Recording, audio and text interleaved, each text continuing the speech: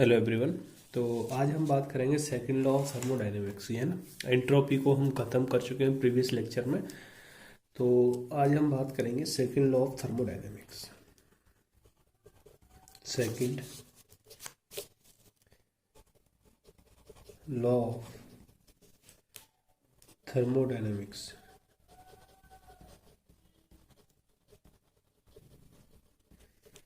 इसे स्लॉट भी बोलेंगे हम शॉर्ट में, स्लॉट। क्लियर है। अगर हम बात करें सेकंड लॉ ऑफ थर्मोडायनेमिक्स, ये चलिए दिख रही है इसमें भी।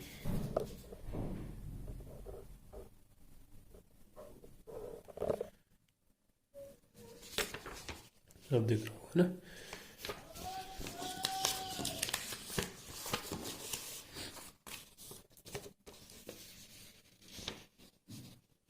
सेकंड लॉ ऑफ थर्मोडायनेमिक्स, ठीक है। अगर हम सेकंड लॉ ऑफ थर्मोडायनेमिक्स की बात करें तो सेकंड लॉ ऑफ थर्मोडायनेमिक्स क्या बोलता है कि अगर आपके पास रिवर्सिबल प्रोसेस है, कैसी रिवर्सिबल प्रोसेस है, तो जो यूनिवर्स की आपकी एंट्रोपी है वो क्या रहती है, कांस्टेंट रहती है। बट इरिवर्सिबल प्रोसेस है तो यूनिवर्स की जो एंट्रोपी है वो क्या होती जाती है, इंक्रीज होती जाती है। और इरिवर्सिबल प्रोसेस हमने किसको बोला था, जो एक ही डायरेक्शन में प्रोसीड करती हैं। जैसे जितनी भी नेचुरल प्रोसेस है, जैसे मैं आपको बताया था रिवर का बहना, फ्लो होना, है ना, वाटरफॉल्स का नीचे की तरफ गिरना, ये सब क्या है, आपकी नेचुरल प्रोसेस है और इरिवर्सिबल प्रोसेस है जो कि एक ही डायरेक्शन में हो रही है। आपने देखा होगा यूनिवर्स में क्या हो रही है, एंट्रोपी बढ़ रही है। किस केस में, रिवर्सिबल प्रोसेस में, सॉरी इरिवर्सिबल प्रोसेस में। तो मैं आपको स्टार्टिंग में ही बताया था कि जो आपकी एक्चुअली में प्रोसेस जो होती है वो इरिवर्सिबल प्रोसेस है। रिवर्सिबल प्रोसेस सिर्फ एक, समझ रहे हो ना, कि मतलब प्रैक्टिकली ये देखा नहीं है कि रिवर्सिबल प्रोसेस होती है, ठीक है। दूसरी चीज क्या है कि अब यहाँ पे क्या हो रहा है, एंट्रोपी बढ़ रही है in case of reversible process. जब एंट्रोपी का मतलब भी क्या है, रेंडमनेस बढ़ना। यानी कि अपने नेचर में, एनवायरनमेंट में क्या हो रहा है, यूनिवर्स में रेंडमनेस बढ़ रही है। इसी कारण आप देखते हो कि ऐसे साइक्लोन तूफान आया था एक अपने यहाँ ही, है ना, एक हरिकेन भी आया था। तो ये सारी चीजें आती हैं, किस वजह से आती हैं, रेंडमनेस की वजह से आ रही है। नेचर में रेंडमनेस बढ़ रही है ना। कोई भी चीज ऑर्डर में नहीं है, ऑर्डर्ड फॉर्म में नहीं है। अभी देखते हो कभी भी बरसात हो जाता है, समझ रहे हो। मौसम में जो चेंजेज आ रहे हैं अचानक से, उसका रीजंस क्या, रैंडमनेस है ना। डिफ्लेशन ऑफ ओजोन लेयर, ये सब रैंडमनेस की वजह से है ना। तो ये सब किसकी वजह से होती है, इरिवर्सिबल प्रोसेस की वजह से। सेकंड लॉ ऑफ थर्मोडायनेमिक्स हमको यही बताता है ना, कि रिवर्सिबल प्रोसेस में एंट्रोपी ऑफ यूनिवर्स इंक्रीज नहीं होती है, बट इरिवर्सिबल प्रोसेस में एंट्रोपी ऑफ यूनिवर्स इंक्रीज होती है। अब इंक्रीज नहीं होती है इसका मतलब है उसमें कोई भी चेंज नहीं आता है, कांस्टेंट रहती है in case of reversible process, ठीक है। तो अब हम इसमें लिख लेंगे, in case of reversible process,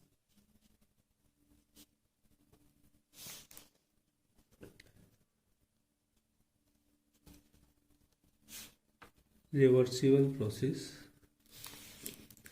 entropy of universe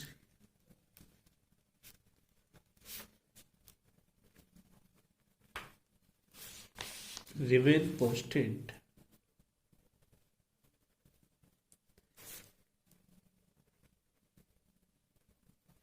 while in case of irreversible process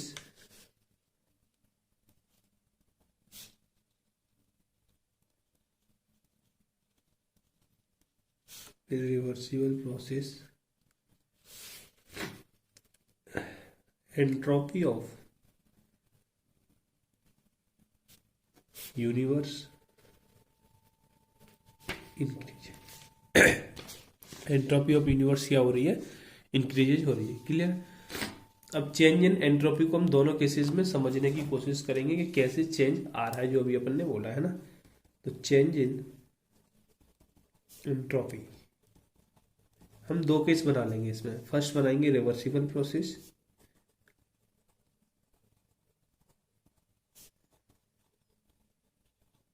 second होगा आपका इरिवर्सिबल प्रोसेस।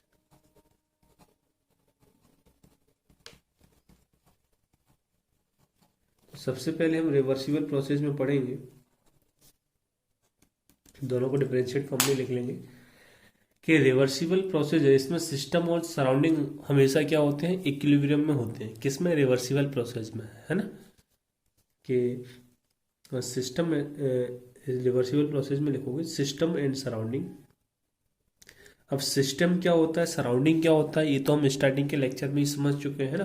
तो वो समझना जरूरी है, सिस्टम और सराउंडिंग का मीनिंग, नहीं तो कुछ समझ में नहीं आएगा ना। ये सब हम स्टार्टिंग के लेक्चर में पढ़ चुके हैं।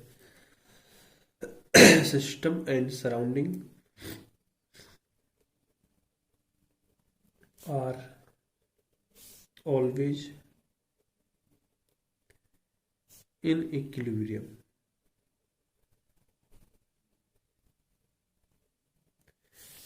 है ना। सिस्टम और सराउंडिंग क्या होता है, हमेशा इक्विलिब्रियम में होता है। अब इक्विलिब्रियम का मतलब क्या है, जैसे अगर मैं बोला ये एंट्रोपी आपकी सिस्टम की है, इसकी सिस्टम की एंट्रोपी है। अगर आपके अपन केस मान के चल रहे हैं कि सिस्टम को अगर हीट की जरूरत पड़ रही है, तो यानी कि वो हीट एब्जॉर्ब कर रहा है। सिस्टम को हीट की जरूरत पड़ रही है यानी कि वो हीट एब्जॉर्ब कर रहा है। तो एब्जॉर्ब करने वाली हीट को हम प्लस सिंबल से डिनोट करते हैं upon T. Delta S equal to Q upon T, ये अपना फॉर्मूला है। बट किसका? एंट्रोपी ऑफ सिस्टम का। मैं ये बात बता चुका, यूनिवर्स या फिर ये सराउंडिंग का नहीं है, यहाँ सिस्टम के लिए हमने बात की है, जितना भी डेल्टा एस की बात की है ना। ठीक है। तो यहाँ से अ- अपन को क्या करना है, अब ये प्लस क्यू का मतलब क्या है कि सिस्टम आपका हीट एब्जॉर्ब कर रहा है। तो हम ये चीज बोल चुके हैं कि ये दोनों क्या है आपका, डेल्टा सराउंडिंग इक्विलिब्रियम कंडीशन पे है। कौन? सिस्टम और सराउंडिंग। जब ये एब्जॉर्ब कर रहा है तो इसको हीट दे के और कौन रहा होगा, सराउंडिंग दे रहा होगा। तो D Q Q by T. ठीक है। क्योंकि ये चीज हम पढ़ चुके हैं कि भाई ये जितना अपना एनर्जी यूज करेगा तो देगा कौन, सराउंडिंग देगा। है ना। अगर ये हीट रिलीज करता, ये हीट रिलीज करता तो इस हीट को लेता कौन फिर, सराउंडिंग लेता। समझ रहे हो ना कि हम ये पहले ही बात कर चुके हैं कि सिस्टम और सराउंडिंग मिलके क्या बनाते हैं, यूनिवर्स बनाते हैं। और in case of reversible process, in case of reversible process entropy आपकी क्या होगी, कांस्टेंट होगी। देखो, in case of reversible process entropy of universe remain constant. क्या होनी चाहिए, कांस्टेंट होना चाहिए।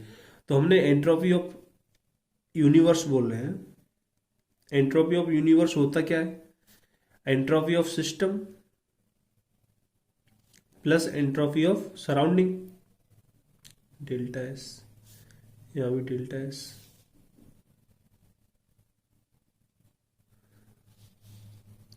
Delta S surrounding. तो एंट्रोपी ऑफ यूनिवर्स हम किसे बोलते हैं, entropy of system plus entropy of surrounding. तो ये दोनों क्या होना चाहिए, कांस्टेंट होना चाहिए। तो यहां से देखो, ये प्लस क्यू बाई टी है और इस केस में माइनस क्यू बाई टी है। तो ये दोनों आपके क्या होंगे, कैंसिल आउट हो जाएंगी। तो फाइनली आपके पास क्या बचेगा, जीरो। डेट मीन्स क्या है, टोटल एंट्रोपी आपका क्या है, जीरो है, यानी कि कांस्टेंट है। या फिर बोलो आप यूनिवर्स की एंट्रोपी क्या है, जीरो है in case of reversible process. तो इसका मतलब ये हुआ, जब ये एब्जॉर्ब कर रहा होगा तो ये रिलीज कर रहा होगा कौन, सराउंडिंग। जब ये अपनी हीट रिलीज कर रहा होगा तो ये कौन कर रहा होगा, ये क्या कर रहा होगा, एब्जॉर्ब कर रहा होगा कौन, सराउंडिंग। ठीक है। ये भी चीज समझ में आती है। तो यहां से हमने ये प्रूव कर दिया कि total entropy in case of reversible process क्या होने वाली है, जीरो। या टोटल बोलो या फिर यूनिवर्स की बोलो। क्लियर है? ठीक है सर, हाँ ये क्लियर है। अब आ जाओ रिवर्सिबल प्रोसेस में।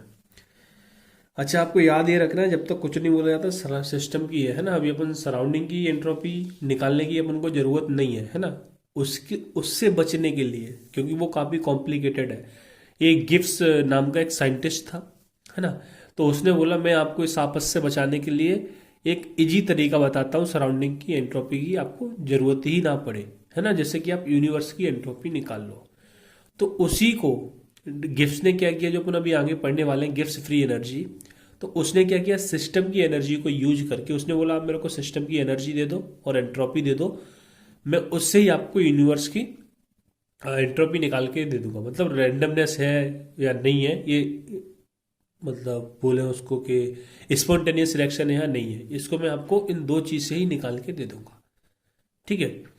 तो वहां से क्या हुआ, आपको यूनिवर्स की जरूरत नहीं पड़ेगी निकालने की। फिर आपने क्या करना है, सिस्टम से ही गिब्स ने क्या किया, गिब्स एनर्जी निकाला है ना, यानी स्पॉन्टेनियस और नॉन स्पॉन्टेनियस रिएक्शन के बारे में इंफॉर्मेशन दी। तो पहले हम इसको समझते हैं। तो यहाँ से हमने देख लिया कि टोटल क्या होने वाली है 0, बट इस केस में हमने बोला है क्या होगी, इंक्रीज होगी। तो इसको इसमें क्या होगा, सराउंडिंग और सिस्टम इसमें कभी भी इक्विलिब्रियम पे नहीं होते। वैसे भी हम बात कर चुके हैं ये वन डायरेक्शनल है, कौन सी, इरिवर्सिबल प्रोसेस, तो इसमें इक्विलिब्रियम पे नहीं आएंगे। तो इसमें लिखेंगे सिस्टम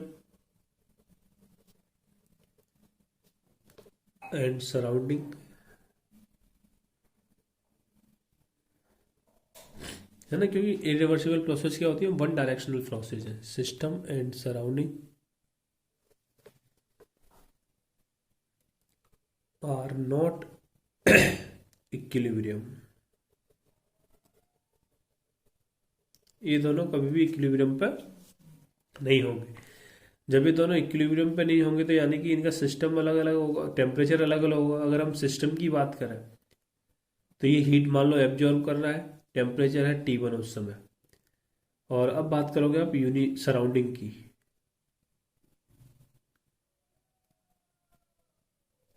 सराउंडिंग की एंट्रोपी को आप क्या लिखोगे, जब ये एब्जॉर्ब कर रहा है तो ये क्या कर रहा होगा, रिलीज कर रहा होगा, है ना।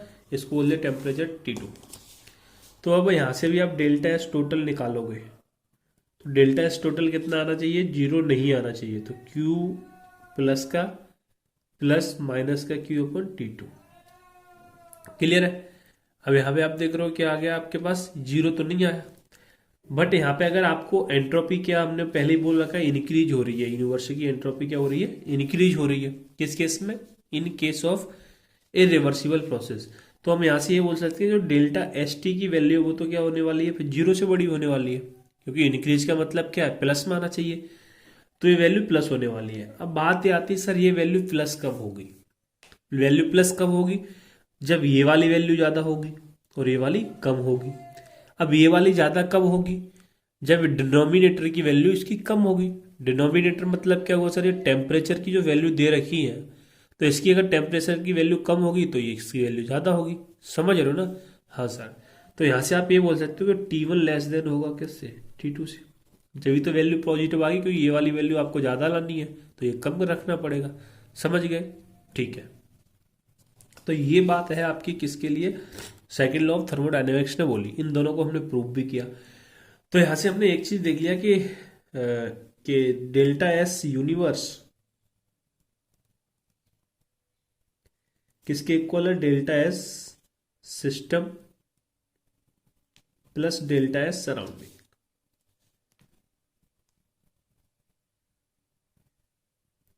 ठीक,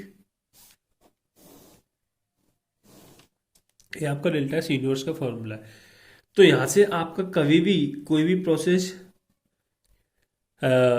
स्पॉन्टेनियस है non spontaneous, delta S total कभी नहीं बताता, सॉरी डेल्टा एस सिस्टम कभी नहीं बताता, वो बताता है डेल्टा एस टोटल, कि आपकी जो प्रोसेस है स्पॉन्टेनियस है नॉन स्पॉन्टेनियस। तो डेल्टा एस टोटल आपका क्या होना चाहिए, पॉजिटिव। जब भी आप बोल सकते हो कि प्रोसेस स्पॉन्टेनियस प्रोसेस है। ठीक है, ये क्या है, स्पॉन्टेनियस। तो भाई इसके लिए तो अभी हमको जरूरत है किसकी, सिस्टम सराउंडिंग, अरे यार universe equal to system plus surrounding. ठीक है, तो आपको टोटल का मतलब क्या है, यूनिवर्स। अगर यूनिवर्स की एंट्रोपी आपकी पॉजिटिव है तो प्रोसेस स्पॉन्टेनियस होगी। बट यहां से आपने सिस्टम की तो निकालना सीख लिया, बस सराउंडिंग की तो पता ही नहीं है, फिर हम कैसे उसे कैलकुलेट करेंगे।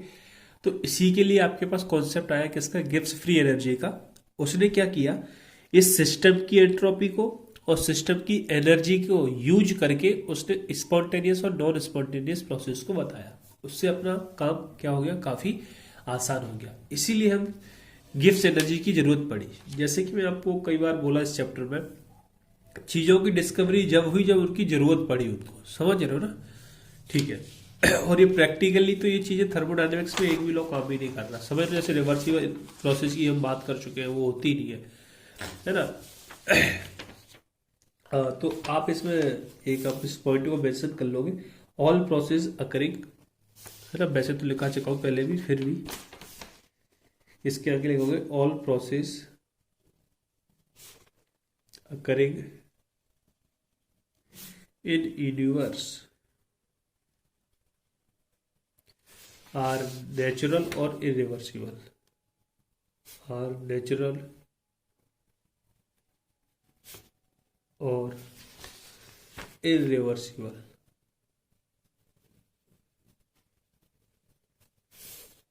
process which are spontaneous in nature, which are spontaneous in nature. Hence, total energy entropy of universe is increases.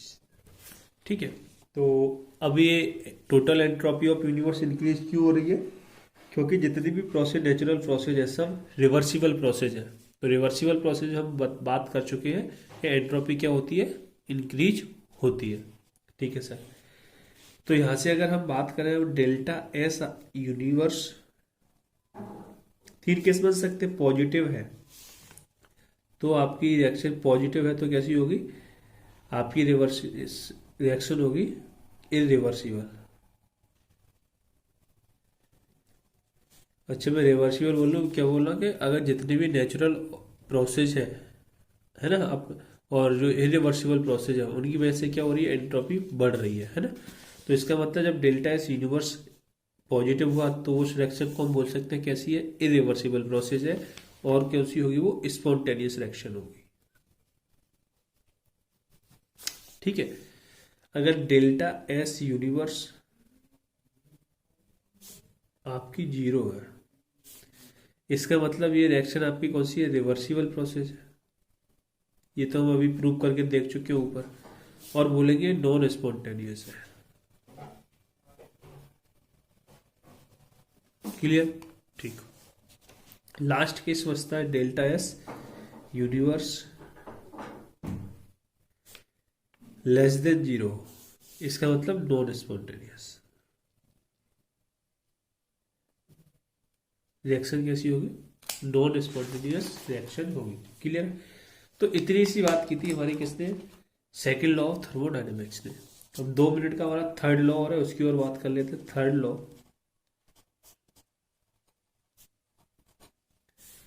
Of thermodynamics,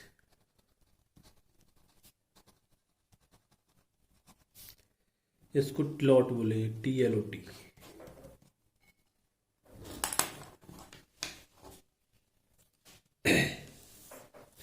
देखो, थर्ड लॉ ऑफ थर्मोडायनेमिक्स ने सिर्फ इतना बोला था कि एब्सोल्यूट टेम्परेचर पे किसी भी सब्सटेंस की जो एंट्रोपी है वो क्या होगी, zero.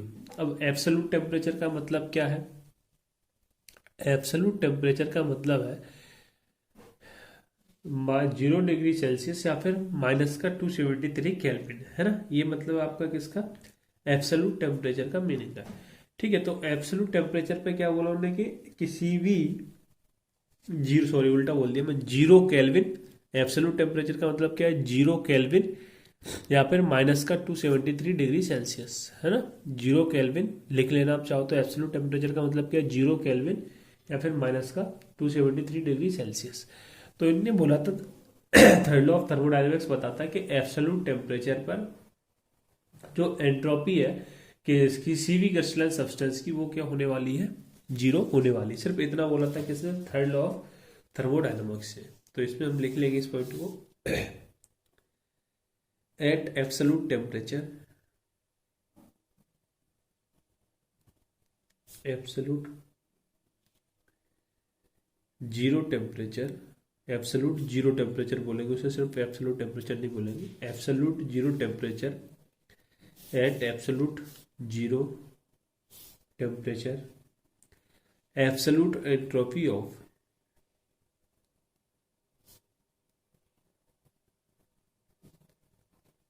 perfectly crystalline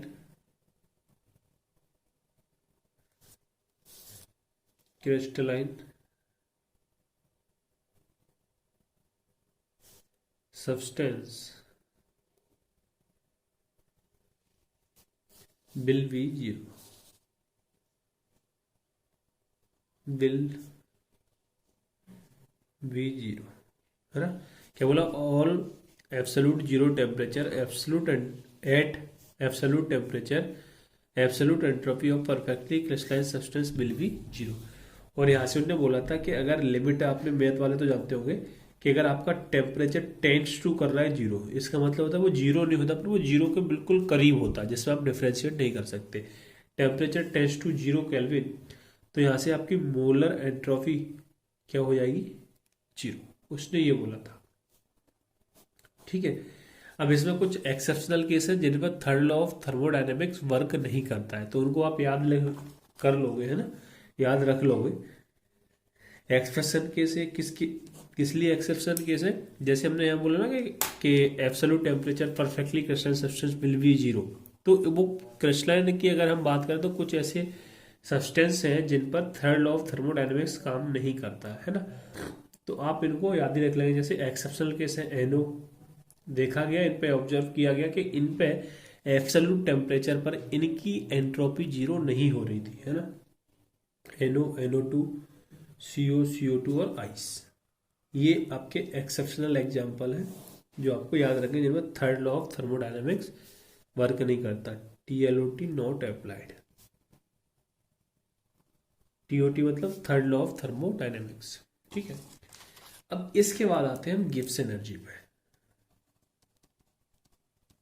Gibbs energy, तो अगर हम गिब्स एनर्जी की बात करें तो सबसे पहली बात जो गिब्स एनर्जी है वो हमारी डिफाइन है कांस्टेंट प्रेशर एंड टेम्परेचर पर, है ना। और इस गिब्स एनर्जी की हेल्प से हम क्या करते हैं, प्रेडिक्ट करते हैं किसी भी रिएक्शन की स्पॉन्टेनिटी और नॉन स्पॉन्टेनिटी को। तो बोले सर अभी तो हमने एंट्रोपी से की है, हाँ भाई वही बोल रहा हूँ, लेकिन एंट्रोपी से आप कौन सी से बताते हो, जो यूनिवर्स की एंट्रोपी है। तो यूनिवर्स की एंट्रोपी फाइंड करने के लिए आपको सराउंडिंग की एंट्रोपी चाहिए। हाँ ये टॉपिक थोड़ा बाउंसर है ना, तो ध्यान से सुनना, ठीक है, कि आपको काफ़ी कंफ्यूजिंग टॉपिक है ये एंट्रोपी वाला। तो जैसे कि क्या बोल रहे थे अपन, कि हाँ, कि अगर आपको स्पॉन्टेनियस बताना है अगर एंट्रोपी के थ्रू, तो वो यूनिवर्स की एंट्रोपी के थ्रू अपन बता पा रहे हैं। तो गिब्स ने क्या किया कि भाई तुम्हें, और यूनिवर्स की निकालने के लिए आपको सराउंडिंग की भी चाहिए, जो कि काफ़ी कॉम्प्लिकेटेड काम है। तो उसने बोला तुम उसकी जरूरत नहीं पड़ेगी तुम्हें, तुम बस मेरे को दो चीज़ें दे दो, एक तो सिस्टम की आप क्या दे दो मेरे को, एंट्रोपी दे दो, और एक क्या दे दो, हीट दे दो सिस्टम की, है ना, या एनर्जी बोलूँ कि सिस्टम की एनर्जी दे दो, मैं उससे ही कैलकुलेट करके बता दूंगा कि प्रोसेस स्पॉन्टेनियस है या नॉन स्पॉन्टेनियस है। तो उसने किया क्या, कांस्टेंट प्रेशर एंड टेम्परेचर में उसने डिफाइन किया पहली बात, और उसने क्या किया, एक यूजफुल वर्क में वर्क कैलकुलेट किया। तो अपन पहले लिख लेते हैं इसको गिब्स फ्री एनर्जी में, it is define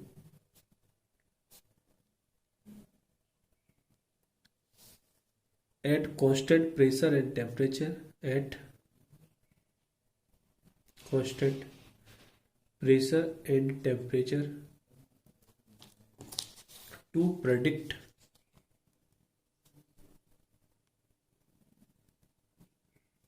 spontaneity of process,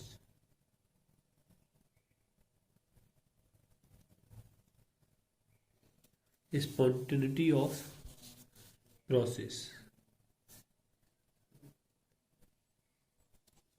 clear, ठीक है सर। सेकंड पॉइंट इसमें लिखोगे, it is a thermodynamic quantity,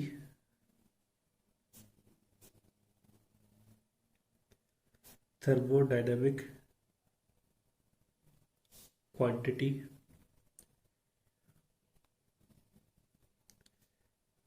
which is used to measure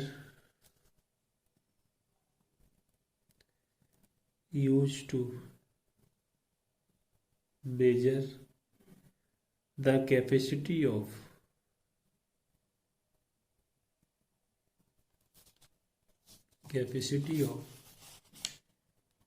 system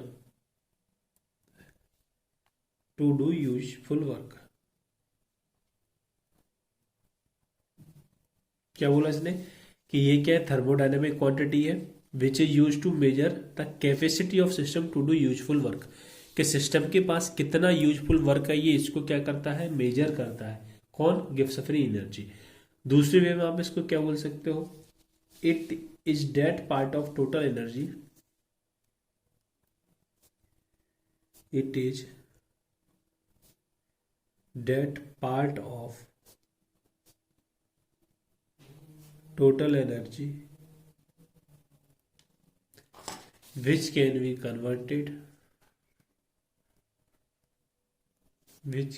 be converted into useful work।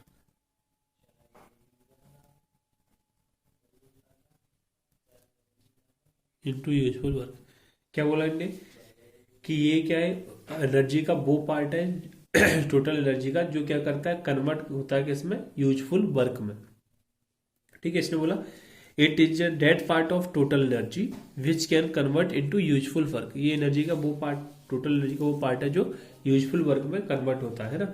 अगर मैथमेटिकली बात करें है ना, मैथमेटिकली इसको समझने की कोशिश करें, mathematically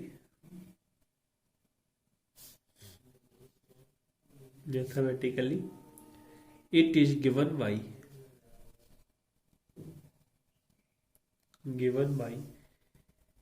g is equal to h minus का ts, मोस्ट इंपोर्टेंट फॉर्मूला।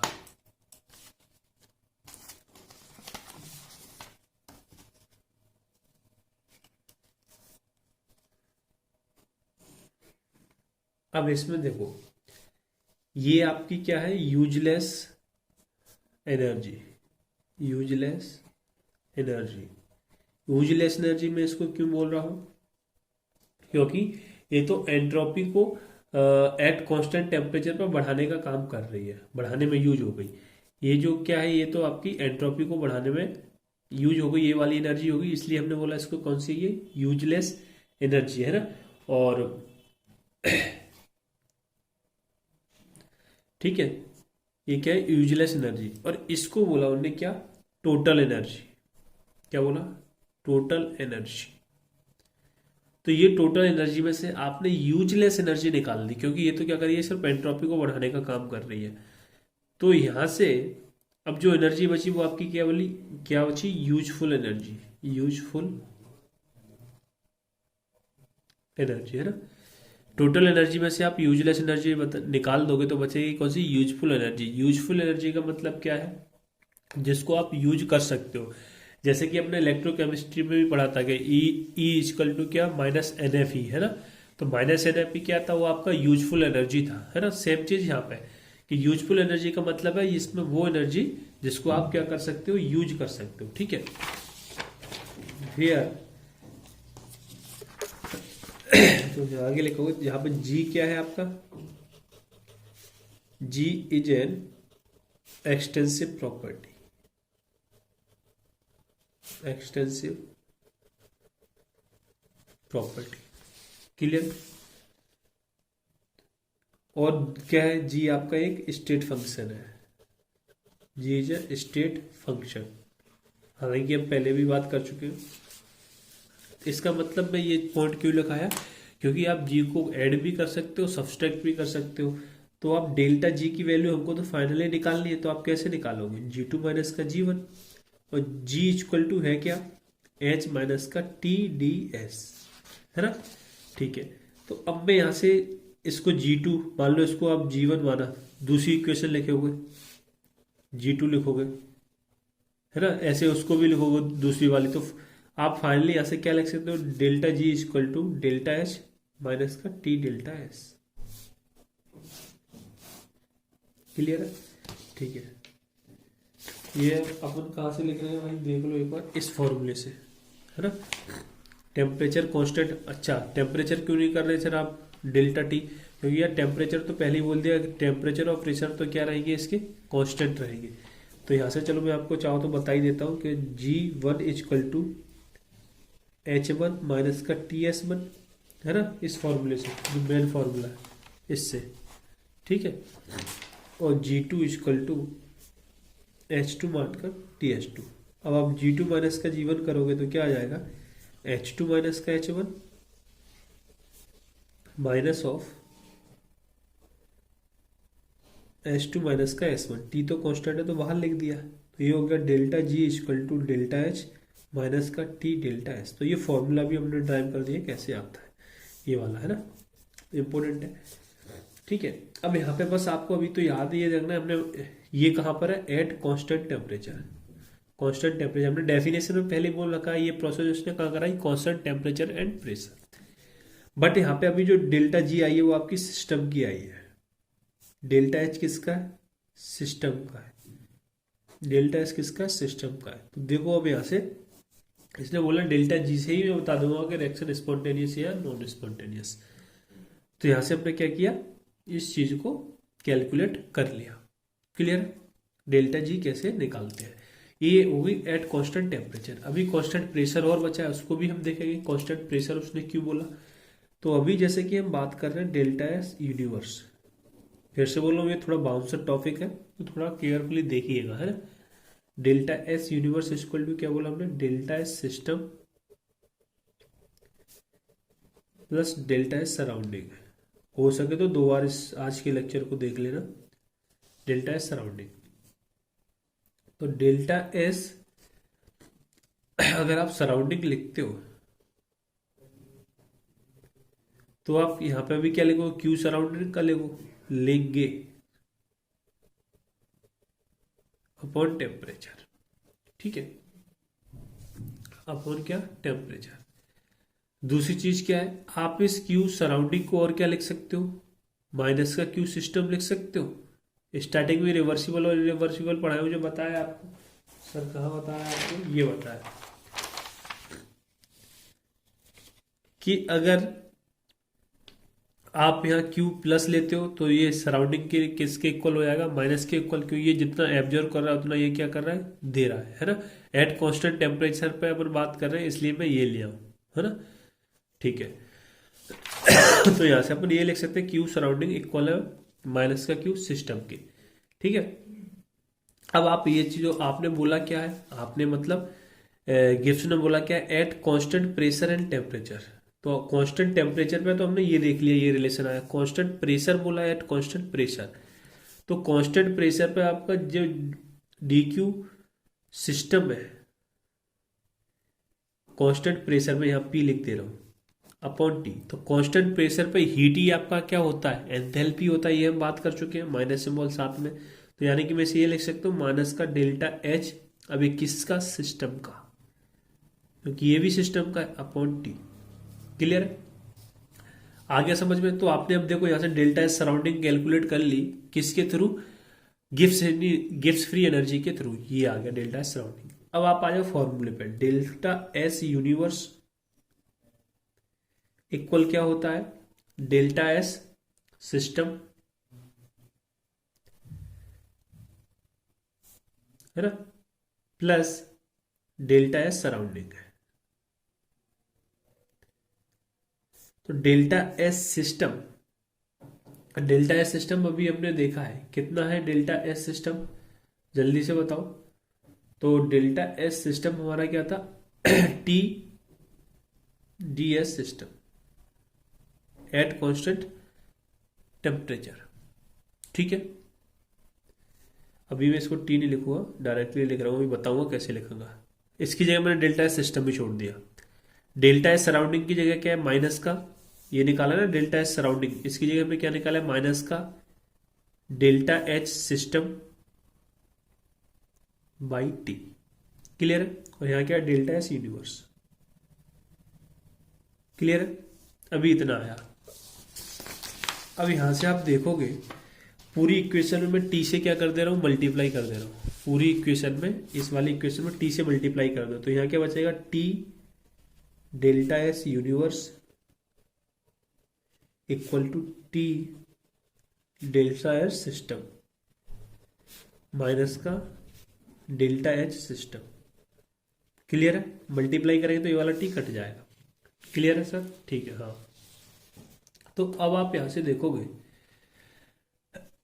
कि आपका जो डेल्टा एच सिस्टम है, कहां से, अब इस पे आ जाओ आप, किस पे, इस पे, T delta S system minus का delta S surrounding, delta S system, इसको आप क्या बोल सकते हो, यहां देखो डेल्टा जी इक्वल टू क्या है, डेल्टा एच सिस्टम माइनस का टी डेल्टा एस सिस्टम। तो ये भी सिस्टम का, ये भी सिस्टम का, बट क्या है इसमें, ये वाला माइनस है टी वाला, कौन सा वाला, टी वाला से माइनस है और एच वाला प्लस है, पर इसमें माइनस है, तो यानी कि ये डेल्टा जी के इक्वल है, तो मैं इसको माइनस का डेल्टा जी लिख सकता हूँ ना यार, क्योंकि माइनस का डेल्टा जी का मतलब क्या है, ये माइनस का हो जाएगा, ये प्लस का हो जाएगा।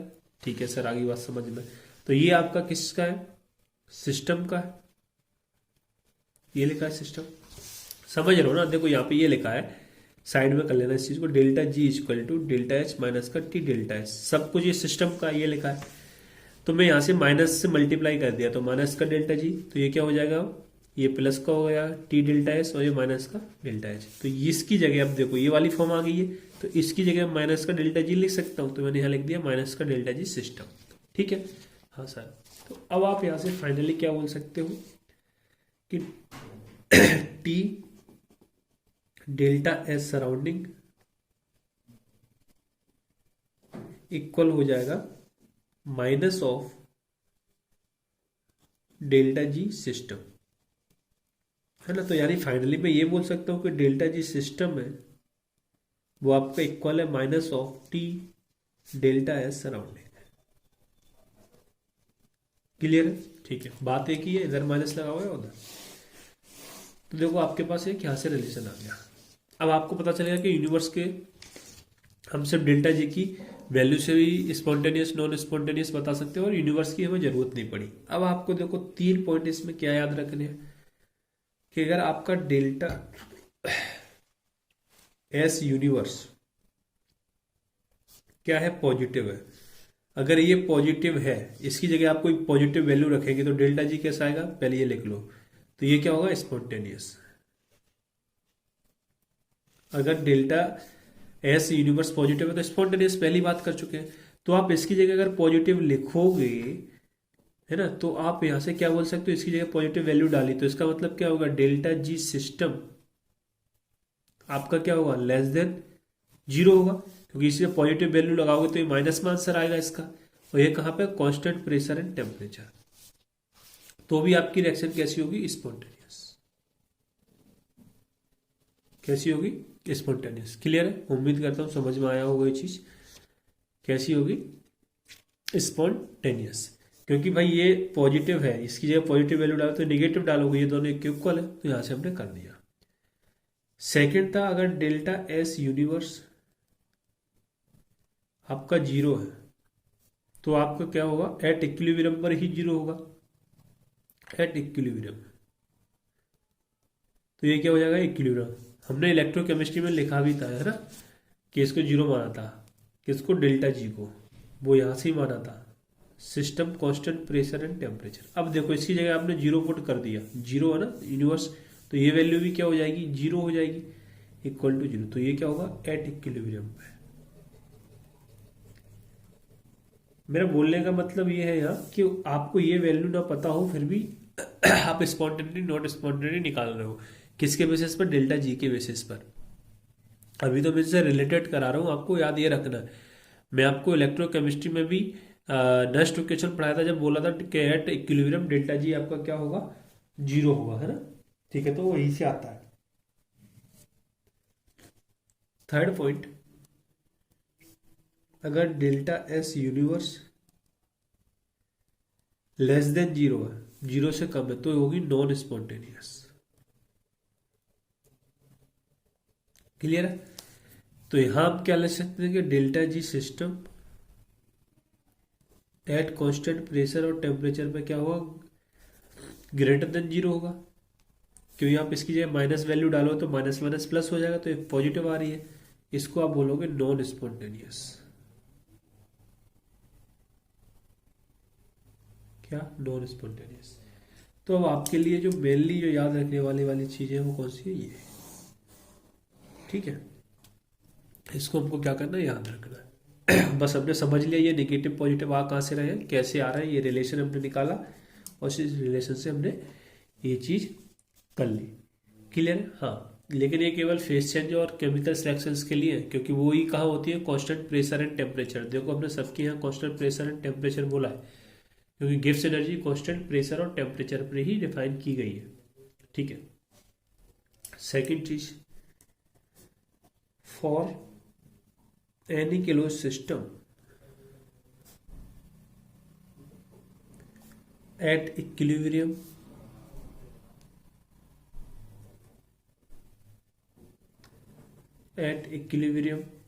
जो डेल्टा एस यूनिवर्स है वो क्या होगा, मैक्सिमम, और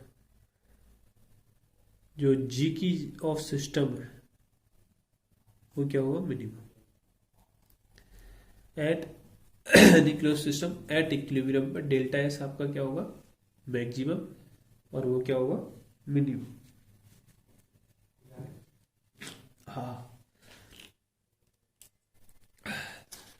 अब हम बात करें कि सिस्टम के लिए सपोर्टिंग फैक्टर कौन से होंगे, डेल्टा एस या डेल्टा एच, है ना। तो हाँ, सपोर्टिंग फैक्टर ऑफ कैसे लिखेंगे, सिस्टम के लिए only supporting factor of system, supporting factor of system. Supporting factor का मतलब क्या है कि वो उसको स्पॉन्टेनियस कब बनाएंगे। तो अभी देखो फॉर्मूला याद रखना कि फॉर्मूला क्या है, delta G equal to delta H minus का टी डेल्टा एस, इससे निकालेंगे। तो आपको सिस्टम के लिए सपोर्टिंग का मतलब क्या है, देखो यहाँ कुछ नहीं लिखा, भी सिस्टम माइनस है ना, पहले ही बता चुका हूँ, क्योंकि हम सिस्टम की ही वैल्यू कैलकुलेट कर रहे हैं, सराउंडिंग की और नहीं कर रहे हैं, है ना। तो यहाँ बोला supporting factor of system. Supporting factor का मतलब क्या है कि सिस्टम कब स्पॉन्टेनियस होगा, इसके लिए सपोर्टिंग क्या है। तो हम देखो पहली बात, ये स्पॉन्टेनियस कब होगा, जब डेल्टा जी की वैल्यू क्या आनी चाहिए, निगेटिव आना चाहिए। लेस देन जीरो मतलब क्या है, निगेटिव है। तो सपोर्टिंग का मतलब आपको स्पॉन्टेनियस रिएक्शन करानी रहती है। तो स्पॉन्टेनियस रिएक्शन से ही हमारा प्रॉपर्ट है, नॉन स्पॉन्टेनियस से कोई नहीं है। तो क्योंकि एनर्जी उसी में रिलीज हो रही है, आपको एनर्जी की तो जरूरत ही है, तो उसके लिए डेल्टा जी निगेटिव होना चाहिए। तो सब डेल्टा जी निगेटिव होने के लिए सपोर्टिंग फैक्टर कौन से है, देखो एक तो डेल्टा जी आप जब निगेटिव कर सकते हो जब डेल्टा एच की वैल्यू क्या आ जाए, निगेटिव। तो एक तो आपका डेल्टा एच क्या होगा, निगेटिव, तो सपोर्टिंग फैक्टर है एक ऐसा supporting factor of spontaneity.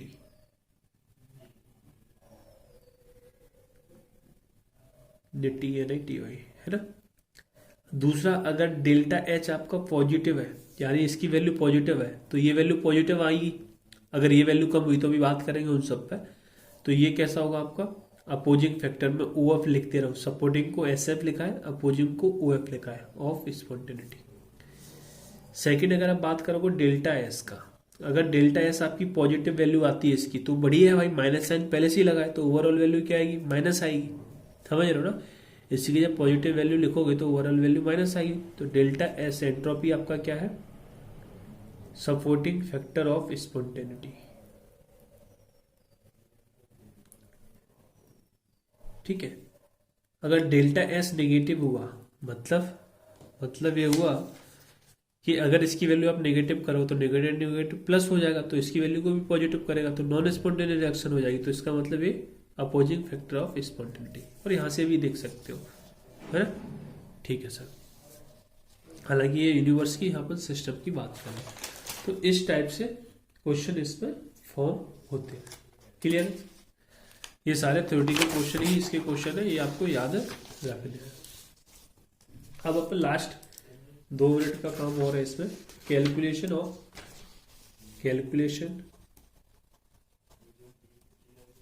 Of equilibrium temperature. Equilibrium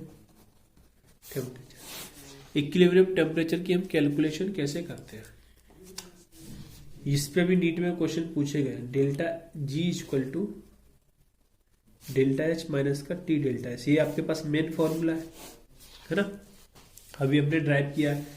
तो आप बात कर रहे हो एट इक्विलिब्रियम, जब एट इक्विलिब्रियम बोले तो डेल्टा जी तो क्या हो जाएगा, 0 हो जाएगा, और टेम्परेचर आपका क्या हो जाएगा, इक्विलिब्रियम का टेम्परेचर, यानी टी ई क्यू का मतलब क्या है, इक्विलिब्रियम टेम्परेचर। बस अब ये दोनों कंडीशन यहाँ पुट कर दो, डेल्टा जी की जगह 0, डेल्टा एच माइनस का T E Q delta S. Clear है, हाँ सर। तो यहाँ से अब आप क्या लिख सकते हो, T E Q delta S, इसको मैं इस साइड लेके आ गया, इक्वल टू डेल्टा एच। तो टी इक्विलिब्रियम इक्वल टू क्या हो गया, डेल्टा एच अपॉन, ये नीचे आया डेल्टा एस। तो ये भी आपका इंपोर्टेंट फॉर्मूला, कई बार नीट में क्वेश्चन पूछा गया है ना। तो ये आपके लिए किसका आ गया, इक्विलिब्रियम टेम्परेचर निकालने के लिए। ठीक है, हाँ सर। तो अब इसमें भी अगर आप चाहो तो दो कंडीशंस और बना सकते हो, है ना। कैसे, खैर छोड़ो, जरूरत नहीं उसकी।